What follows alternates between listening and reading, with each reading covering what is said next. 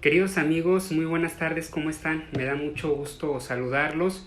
Soy Eduardo Astraín y quiero manifestar en primer lugar mi agradecimiento a mi querido amigo, el doctor Damián Armijos, por invitarme a participar en este seminario internacional sobre justicia penal y sistema penitenciario en Iberoamérica. Es para mí un verdadero honor poder compartir con ustedes algunas reflexiones respecto a un tema que me apasiona mucho y que creo que tiene el día de hoy una gran importancia y mucha vigencia. La relación entre el sistema penal y los derechos humanos. En el marco de esta celebración por los 3 años de la vida institucional de Latin Juris, del cual es una red de investigación de la que orgullosamente formo parte, y bueno, pues vamos a comenzar con mi participación. Siempre que hablamos de derecho penal y sistema penal en general y derechos humanos, pues pareciera que estamos hablando de algo que es obvio. Hablar de derecho penal es hablar de derechos humanos. Sin embargo, en tiempos tan complicados como los que estamos viviendo, pues parece importante clarificarlo. No podemos dejar pasar desapercibido la situación problemática que estamos viviendo en el mundo.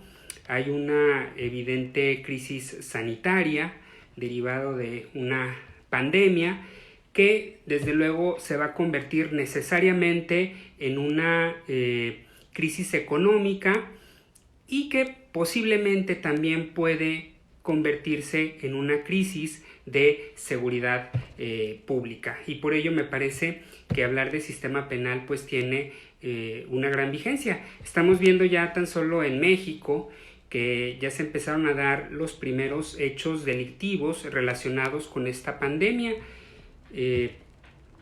Saqueos a algunas tiendas departamentales, empieza a generarse también situación de violencia familiar derivado del confinamiento, derivado de esta iniciativa de quédate en casa, pues también se han ido generando problemas en el interior de las familias, y por ello me parece que es muy importante el tema de los derechos humanos y su relación con el sistema penal. Desde sus orígenes, el derecho penal se caracterizaba por su irracionalidad, por ser una respuesta vindicativa, una reacción instintiva, en muchos de los casos desproporcionada. Sin embargo, a partir del pensamiento liberal se va racionalizando al derecho penal y se le empieza a dar un carácter humanitario, de tal suerte que se piensa concebir que el derecho penal es eminentemente garantista, es eminentemente protector del delincuente. Ya lo señalaba Franz von Liszt a principios del siglo pasado, que el Código Penal era la carta magna del delincuente. Y por ello no es de extrañar que en las principales declaraciones de derechos humanos de determinados estados, así como de carácter internacional o regional, pues se reconozcan muchos derechos humanos de naturaleza penal, tanto de corte sustantivo como también adjetivo y desde luego de naturaleza ejecutiva. Estas declaraciones de derechos humanos, que incluyen desde luego los de naturaleza penal, luego fueron adoptándose en las constituciones de los estados, y por ello no es de extrañar que encontremos en todas las constituciones modernas derechos humanos relacionados con el sistema penal. Y desde luego que México no ha sido la excepción. México, cuando obtiene su independencia a principios del siglo XIX, todos los constituyentes tuvieron como intención la de establecer directrices mínimas con el propósito de tener un proceso penal realmente democrático, puesto que el que se había heredado de la colonia pues tenía claros tintes inquisitivos, había violaciones muy constantes, detenciones arbitrarias, tratos crueles, inhumanos y degradantes durante estas detenciones y la práctica cotidiana de la tortura. Y entonces los constituyentes del México independiente pretendieron establecer en las constituciones mexicanas un catálogo de derechos mínimos de naturaleza penal. Entonces, vean ustedes cómo pues hablar de derecho penal necesariamente es hablar de derechos humanos. ¿Y qué pasa con la constitución actual de nuestro país? Pues igual, aunque en las constituciones previas a la constitución de 1917, que es la vigente en México, se pretendió establecer un proceso penal realmente democrático, la realidad es que cotidianamente había violaciones a los derechos humanos de los imputados. Y por ello, una de las principales preocupaciones del entonces presidente Venustiano Carranza fue precisamente el de establecer en nuestro país un sistema penal realmente democrático. Habría que recordar que en nuestro país la investigación era llevada a cabo previo a la Constitución del 17 por parte de los llamados jueces de instrucción, que precisamente con el ánimo de obtener notoriedad, pues luego cometían verdaderas injusticias en contra de los inculpados. Y entonces Carranza concibe que la investigación de los delitos tendría que ser llevada a cabo por un órgano autónomo, y por ello le otorga en la Constitución del 17 esa facultad de persecución de los delitos al Ministerio Público, que antes de la Constitución del 17 pertenecía al Poder Judicial. Por eso la policía que tenía el Ministerio Público se denominaba así, Policía Judicial, y era simplemente un auxiliar de la Administración de Justicia. Pero, como concibe Carranza, es el sistema acusatorio en México, pues es que corresponda la acusación a un órgano independiente del Poder Judicial, a un órgano de buena fe, y por ello, con eso consideraba el presidente Carranza que se dejaba a los jueces pues su función exclusivamente de determinar cuándo se había cometido un delito y en su caso la imposición de las penas, pero no así la investigación de los delitos. Y en la Constitución del 17 encontramos diversos artículos que pretendían implementar ya en nuestro país un sistema de corte adversarial. Incluso había en la redacción original de la Constitución del 17, pues la celebración del juicio en una audiencia pública, que era conocida como la audiencia final de juicio. Esta audiencia era una audiencia de juicio oral.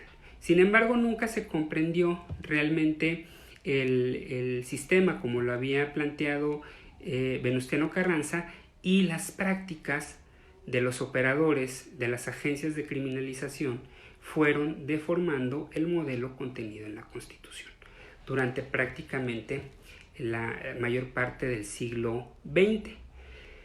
Y la realidad es que encontramos pocas reformas relacionadas al sistema penal durante este siglo XX, y las que se fueron presentando eran precisamente con la finalidad de ir evitando el abuso de autoridad, de ir evitando la arbitrariedad. Y por eso encontramos que había muy pocas reformas, y las reformas a la Constitución eran de tipo garantista. Sin embargo, a finales del siglo pasado empezó a revertirse esta tendencia. En vez de ir fortaleciendo el garantismo en la Constitución, pues la verdad se empezó a considerar que era necesario hacer más eficiente al derecho penal a través de la reducción de garantías, y empezaron a establecerse una serie de reformas constitucionales con la finalidad de ir reduciendo estos derechos que previamente se habían reconocido. Y bueno, ¿cómo se van dando estas reformas? Pues quizá comienza en el año de 1993, precisamente cuando se eleva a rango constitucional la figura de la delincuencia organizada, entendida no como un tipo penal, sino como una forma de comisión delictiva. Y elevar a rango constitucional la delincuencia organizada era con la finalidad de poder duplicar el periodo de detención de los sujetos que pertenecieran a este tipo de criminalidad, tanto en sede administrativa como en sede judicial. Es decir, mientras que un sujeto, un probable delincuente que no perteneciera a la delincuencia organizada, podía ser detenido en sede administrativa, es decir, ante el Ministerio Público, hasta 48 horas y en sede judicial hasta 72 horas, pues estos términos se duplicaban en tratándose de sujetos que pertenecieran a la delincuencia organizada. Pero más allá de estas primeras pinceladas de reducción de derechos humanos de los destinatarios del sistema penal, pues lo que realmente importó fue que esta elevación constitucional dio paso a una ley federal, a una legislación de combate, la llamada Ley Federal contra la Delincuencia Organizada, que fue severamente criticada por la academia por las distintas técnicas que contenía, y entre las que destacaba la llamada figura del arraigo, una figura en la cual se podía detener por periodos prolongados de tiempo, 40 días, y no se encontraba un fundamento constitucional para esta detención, y entonces se empezó a calificar precisamente de inconstitucional esta medida, como muchas de las que van dirigidas a la llamada criminalidad organizada. Entonces empezamos a concebir una serie de medidas de carácter político criminal que van rompiendo con esta esencia garantista del derecho penal. ¿A qué me refiero? Podemos encontrar en nuestro país tres directrices de política criminal muy claras. La primera de ellas es el aumento indiscriminado de la pena privativa de libertad a niveles groseros. La pena máxima en nuestro país, contemplada expresamente privativa de libertad, es 140 años de prisión para el supuesto del secuestro cuando se prive de la vida a la víctima. Esa es la máxima de forma expresa, 140 años. Habría que considerar que en otros códigos pues se prevé el concurso, y con el concurso real pues podemos tener penas inclusive superiores a 140 años, o algunos códigos penales de México que ya contemplan expresamente la prisión vitalicia. Entonces ahí tenemos una primera tendencia político-criminal que pretende eficientar el derecho penal, que pretende hacer efectiva la lucha contra la criminalidad a través del aumento indiscriminado de penas. Y es evidente que esta no es una solución adecuada, puesto que pues, al infractor no le interesa la pena, sino hasta el momento en el que es detenido. Difícilmente antes de cometer un delito acuden a los códigos penales a ver cuáles son las consecuencias de llevar a cabo determinados comportamientos criminales. Y entonces, pues más allá de lo inadecuado, más allá de que va en contra del principio de reinserción social contenido en la propia Constitución, pues esta directriz político-criminal pues no es adecuada para resolver el problema social que estamos viviendo, no solo en México, sino en la mayoría de los países latinoamericanos y en general de las democracias modernas. Una segunda directriz político-criminal es el aumento en el catálogo de los tipos penales. Lo decía la doctora Liz Padilla el día de ayer en su participación, este populismo penal.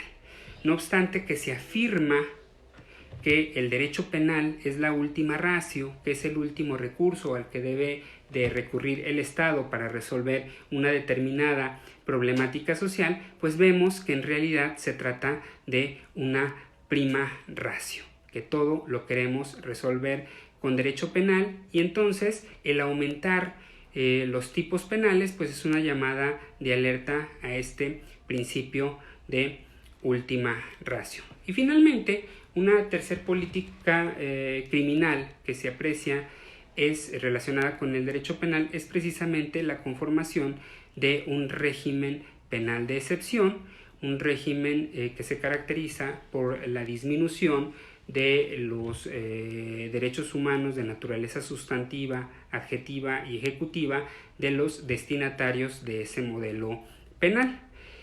Este régimen penal de excepción es conocido por la doctrina como derecho penal del enemigo, precisamente siguiendo el paradigma propuesto por el profesor Gunther Jacobs, que efectivamente, como ya lo ha referido inclusive él mismo, derecho penal del enemigo no es una teoría que él se inventara o una propuesta metodológica que él sugiera. Él simplemente señala que es una forma de combate que está en los distintos sistemas jurídicos de las democracias occidentales modernas. Entonces, este derecho penal de excepción empieza a cobrar fuerza, y desde luego pues el riesgo que se presenta es que empieza a contaminar el otro derecho penal, que es el garantista, y empieza también a contaminar otras ramas de la juridicidad.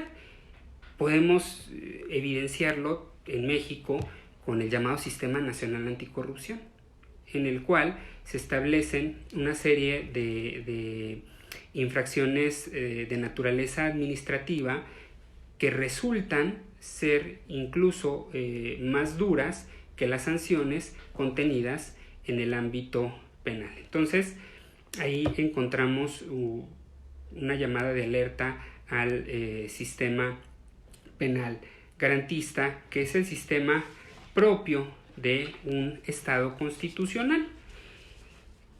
Es decir, aquí tenemos que ser muy conscientes y entender que el derecho penal tiene una función según el tipo de Estado en el que se encuentre inmerso.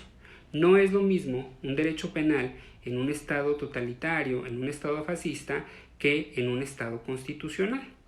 Ya lo he señalado en distintas ocasiones que el derecho penal en un Estado fascista es el brazo armado del Estado. Es el instrumento que sirve para combatir a los enemigos. Legitima políticas públicas, muchas de ellas contrarias a los derechos fundamentales. En cambio, en un Estado constitucional, el derecho penal tiene una función garantista. Sirve para proteger bienes jurídicos, con el propósito de que no sean lesionados ni con los delitos ni con las penas. Y entonces debemos de cuidar que esa esencia del derecho penal no se pierda, y más en momentos tan complicados como los que estamos viviendo. Decía yo, estamos viviendo una crisis sanitaria que nos preocupa, que se va a convertir necesariamente en una crisis económica, pero que también puede desencadenar una crisis de seguridad pública. Y al existir una crisis de seguridad pública, existe siempre el riesgo de utilizar un derecho penal irracional, un derecho penal desproporcionado, en perjuicio de todos esos derechos, en perjuicio de todas esas garantías que hemos ganado a lo largo de los años. Por eso me parece fundamental que se mantenga esta esencia del derecho penal, y estas tres tendencias a las que he hecho referencia pues sean necesariamente revertidas. Es muy riesgoso, es muy peligroso el llamado derecho penal del enemigo, que, como lo ha señalado el profesor Jacobs, fue pensado para una realidad distinta a la que vivimos en América Latina. fue pensado en estados que al menos tienen niveles democráticos mucho más elevados que los nuestros, para estados en los que se garantiza el estado de bienestar para sus ciudadanos, cosa que no pasa con nosotros, y entonces donde se pudiera explicar que ciertos individuos, como es el caso de los terroristas, realmente pongan en riesgo a ese tipo de estado democrático, a ese tipo de estado de bienestar, situación que no pasa en nuestro país y que por el contrario, pues los riesgos son que ciertos gobiernos con tintes fascistas, ciertos gobiernos con tintes represores, pues utilicen el derecho penal en perjuicio de los gobernados. Insisto, el verdadero riesgo es el que se aplique este derecho penal a sujetos que no forman parte de esta delincuencia organizada, del terrorismo, a sujetos que inclusive pueden no haber cometido ningún delito, haber estado en el lugar equivocado, en el momento equivocado. Y ojo, no se trata de garantizar la impunidad, se nos luego atribuye mucho a los garantistas que somos protectores de delincuentes y se nos dice, pues lo que ustedes hacen es apoyar la impunidad. No, de ninguna manera. Lo que buscamos es que el derecho penal sea eficiente con los mecanismos y con las herramientas que están previstas precisamente en las propias constituciones, en los propios códigos penales y procesales. Se afirma mucho que la impunidad, que la violencia exacerbada que existe en las calles se debe al garantismo penal, y eso es una falacia, esa es una premisa falsa, eso es mentira. No hay ningún elemento que justifique que eso se deba precisamente al tener derechos los inculpados. Eso es una mentira. Como ustedes bien saben, las causas de la criminalidad obedecen a distintos factores que se deben de atender y que no se atienden precisamente porque la política criminal está sustentada exclusivamente en el derecho penal. Pretendemos prevenir los delitos a través de el derecho penal, cuando no es así, no es así.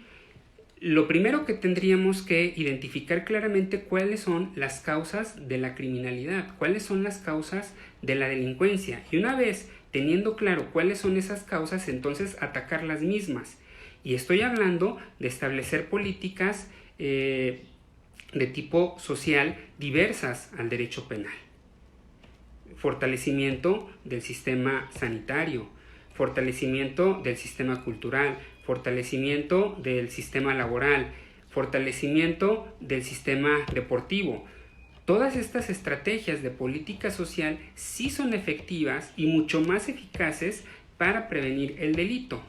El problema es que pensamos que con el derecho penal efectivamente lo vamos a prevenir y entonces pues resulta que no. Resulta que hay medidas de esta naturaleza a las que he hecho referencia y la criminalidad sigue. Los índices de criminalidad aumentan, la violencia social aumenta. Eso quiere decir que es una respuesta incorrecta. Estemos a favor o en contra del derecho penal del enemigo, pero hay una realidad, hay una situación, hay una evidencia empírica.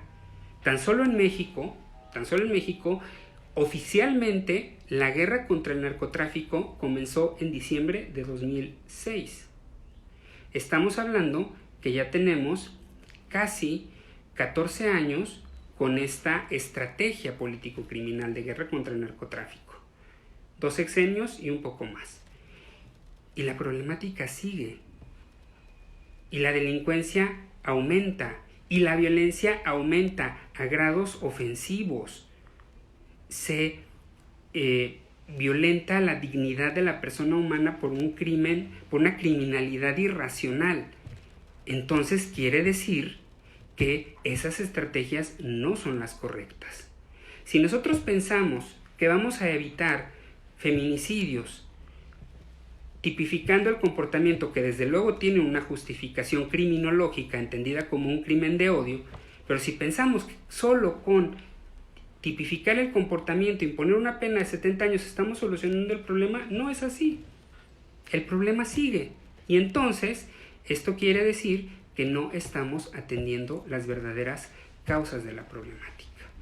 Entonces yo en esta tarde, mis queridos amigos, quiero simplemente invitarlos a reflexionar sobre estas cuestiones, sobre todo porque ya estamos viendo que se avecina una crisis de seguridad pública y hoy más que nunca tenemos que defender esa esencia garantista del derecho penal, porque siempre nosotros nos situamos como posibles víctimas. Y cuando nos situamos como posibles víctimas, entonces pedimos soluciones que no son pensadas, soluciones que son viscerales, no racionales, vindicativas, porque no nos vemos como un posible destinatario de un sistema penal que, créanme, destroza la vida de los destinatarios. Entonces, yo creo que ya me excedí un poco en el tiempo, se me habían dado 25 minutos, creo que por ahí estamos en tiempo. Les quiero agradecer profundamente el favor de su atención. Por ahí estuve durante la participación viendo algunos de sus gentiles comentarios. Saludo con muchísimo gusto a toda la comunidad de juristas de América Latina. Reitero que para mí es un verdadero honor participar en este seminario y me pongo a sus órdenes en mi página de Facebook, Eduardo Strain, ahí me pueden agregar y para tener todo el contacto que ustedes quieran y seguir profundizando en estos temas que me parecen fundamentales. Les agradezco muchísimo el favor de su atención y que tengan una excelente tarde. Vienen ponencias mucho mejores que estas, desde luego. Muchísimas gracias.